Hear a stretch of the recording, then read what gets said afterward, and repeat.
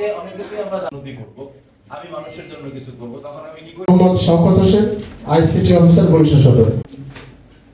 আমাদের বরিশাল সদরের বিভিন্ন ধরনের কোনো ঘটনা হলে আপনারা সাথে সাথে কি ছুটি ম্যানেজার ওনাকে কল দিলাম যে ভাই আপনি এটা অফিসে যাওয়ার ইচ্ছে নাই, আপনি বইটা ঠিক করে দিয়ে এটা যদি ওই আইজি না কাটায় সে কিন্তু অনেক বড় কি।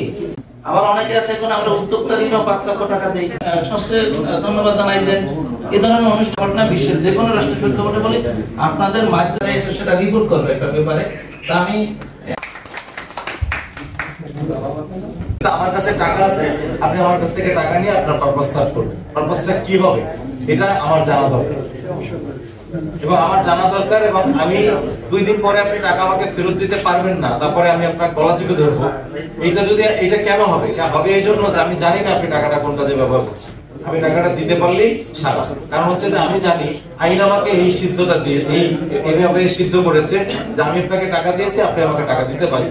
এই আইনগত বৈধতা যেহেতু আমার আছে, তাহলে আপনি আমার টাকা মেরে খেতে পারবেন না। কিন্তু আসলে আমাদের মোটোটা হওয়া উচিত ছিল, বা আমাদের মোটোটা হওয়া উচিত যে আমি যাকে টাকা দিচ্ছি তাকে আসলেই ডেভেলপ করার জন্য টাকা দিচ্ছি, সেটা আসলেই তাকে আমার কাতারে তুলে নিয়ে আসার জন্য আমি তাকে টাকাটা দিচ্ছি। গৃহিণী আছে, ঘরে রান্না বান্না করে, এদেরকে ঋণ দিলেই আমার যে কাজ হবে, এটা কিন্তু আমি পুরোপুরি একমত না।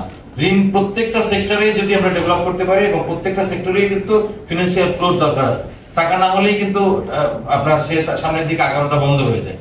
তো এরকম করে যদি আমরা ওইসব জায়গাতেও ঋণ দিতে পারি, আপনারা ভেবে দেখতে পারেন। মানে এটা আমার পক্ষ থেকে আমি আপনাদেরকে প্রস্তাবনাও করবো না, পরামর্শ বলবো না, আমি আমার মনে আসলো, আমার কাছে আজকে এখানে বসে মনে হলো যে এইরকম জায়গাগুলোতে যেগুলো প্রসপেক্টিভ, আপনারা অ্যানালাইসিস করেন, আপনারা সার্ভে করেন মাঠে যে বাংলাদেশে কোন কোন সেক্টরগুলো প্রসপেক্টিভ,